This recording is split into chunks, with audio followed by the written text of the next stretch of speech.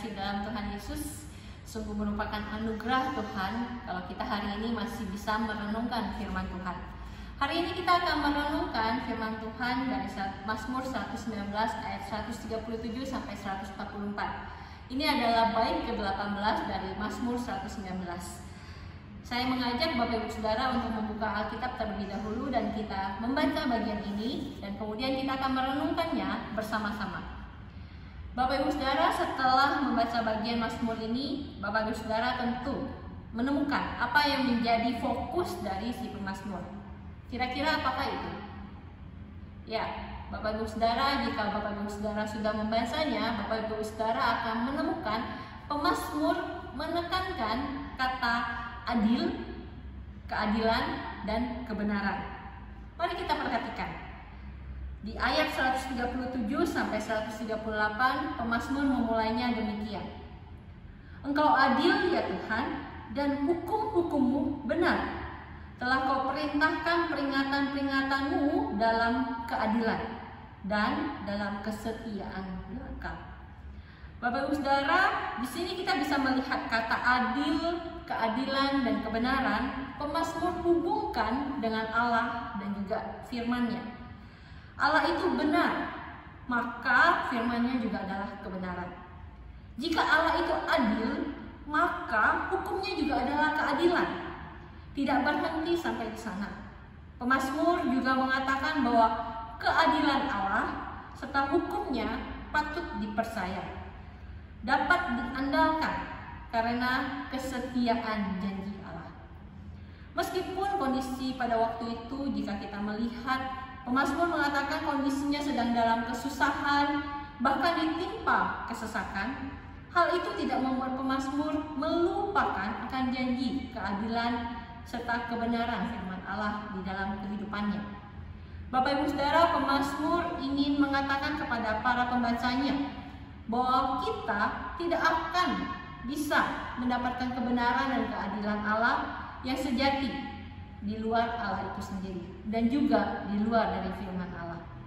Itu artinya Bapak Ibu Saudara, kita tidak bisa mengenal, kita tidak bisa menikmati, tidak bisa merasakan dan mengetahui Allah tanpa kita mengenal, menikmati, merasakan dan mengetahui isi firman Allah. Tanpa hidup di dalam firman Allah, maka kita tidak hidup di dalam Allah. Oleh sebab itu, karena di dalam firman-Nya lah kita bisa mengenal Allah. Kita hidup di dalam Allah serta janji-Nya yang setia. Maka dari itu Bapak Ibu Saudara, di bagian akhir ini pemazmur mengucapkan kalimat permohonan. Dia berkata, peringatan-peringatanmu adil untuk selama-lamanya. Buatlah aku mengerti supaya aku hidup. Seolah pemazmur ingin mengatakan demikian. Biarlah aku mengerti akan firman-Mu Tuhan. Biarlah aku hidup di dalam peringatan-Mu Tuhan. Biarlah aku hidup di dalam kebenaran dan hukum-Mu. Maka aku akan hidup di dalam Engkau. Ini adalah satu kalimat permohonan yang begitu luar biasa. Sebab pemazmur sadar bahwa segala himpitan dan kesesakan tidak lebih besar daripada jangkauan kebenaran Allah.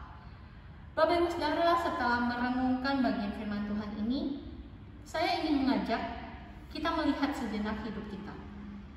Mungkin saat ini kita mengalami kondisi yang terhimpit, kita berada di dalam kesesakan. Tahun, bulan, dan hari yang kita lalui tidak mudah. Namun bagaimanakah cara kita melewati masa-masa hidup kita? Dalam tahun, bulan, dan hari yang kita hidupi sebagai orang percaya, sebagai anak Tuhan, apakah kita sudah sungguh mengenal Tuhan dan juga firman-Nya? Apakah kita juga sudah yakin akan janji dan keadilan serta kebenaran firman Tuhan yang dinyatakan bukan hanya tertulis di dalam Alkitab, tapi juga dinyatakan di dalam kehidupan kita, di dalam kehidupan Bapak Ibu Saudara dan saya? Maukah kita membuka hati kita dan mata kita untuk melihat lebih dalam dan terfokus hanya pada Tuhan dan firman-Nya? Meskipun kita berada di dalam himpitan dan kesesakan, namun keadilan Tuhan, kebenaran firman Tuhan pasti akan dinyatakan di dalam kehidupan kita. Mari kita berdoa. Tuhan, kami sungguh bersyukur karena Engkau memberikan firman-Mu kepada kami. Nah, biarlah firman-Mu itu bukan hanya tertulis yang kami bisa baca, tapi kami juga bisa lihat di dalam kehidupan kami. Inilah doa dan permohonan kami Tuhan yang kami bawa di dalam nama-Mu, Yesus Kristus. Amin.